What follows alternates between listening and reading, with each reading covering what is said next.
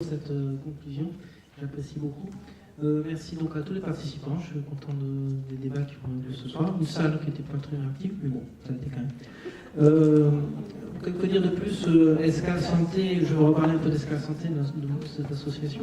SK Santé, c'est donc ça appuie, vous l'avez compris, c'est un réseau d'appui à la coordination. SK Santé va évoluer, puisqu'elle va évoluer au sein d'une plateforme, donc on y travaille, d'appui à la coordination. Cette plateforme normalement devrait donner jour en 2018, donc la mise en place va être assez rapide. Et donc on espère faire un peu ce qui se fait dans les Landes, ou un peu différemment. Pourquoi Odile nous l'a rappelé que cette plateforme? Pourquoi cette plateforme? Parce qu'elle s'impose, c'est bien de faire de la coordination avec les professionnels, mais c'est aussi bien de se coordonner entre structures de coordination qui existent. Il n'y a pas qu'ESCA qui fait la coordination en Sud-Gironde. Et donc on a décidé de se coordonner entre nous. C'était une logique en soi. Ça permettra aussi d'être plus visible, d'assurer une visibilité au sein des professionnels, et donc d'être mieux identifié. Donc cette plateforme contiendra donc le CLIC, la Maya et SK Santé. Donc on voit bien qu'il y a une dynamique au niveau donc même des institutionnels dans la coordination. Moi, le mot que je retiendrai ce soir, c'est surtout en tant que médecin généraliste, c'est vrai qu'on a tous notre kiné, notre infirmier, notre pharmacien. On a tous des équipes de soins primaires qui sont un peu différentes pour chaque patient.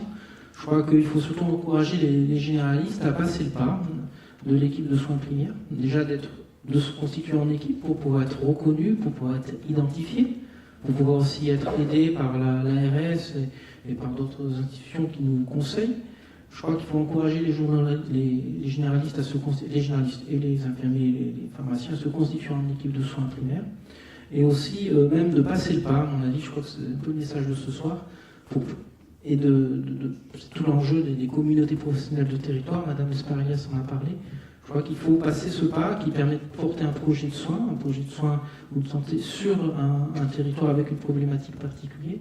Et c'est vrai que je crois que c'est un peu le message de ce soir de constituer des équipes qui soient reconnues. Ça simplifiera quand même pas mal de choses.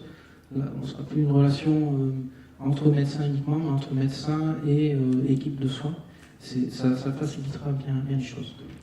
Voilà. Je vous remercie encore une fois d'être venu. Je voulais aussi faire une annonce pour la prochaine réunion. Donc on a prévu de faire une 5e réunion, rencontre des professionnels de santé. Je ne vais pas annoncer aux autres composantes de la plateforme, mais on souhaiterait que cette réunion, puisqu'on évolue vers une plateforme, soit co-organisée, donc avec le CLIC et la Maya. Donc c'est une perche que je lance aux autres composantes. J'espère qu'elles seront d'accord. On voudrait la faire un peu plus tôt, comme les deux premières, comme la première, c'est-à-dire plutôt au mois d'octobre, sous la forme d'une demi-journée. Voilà, je vais laisser la parole à Clémence Tasca, directrice de l'association, qui va nous présenter l'équipe SK Santé. Et puis je vous invite au buffet et de fin de soirée. Les feuilles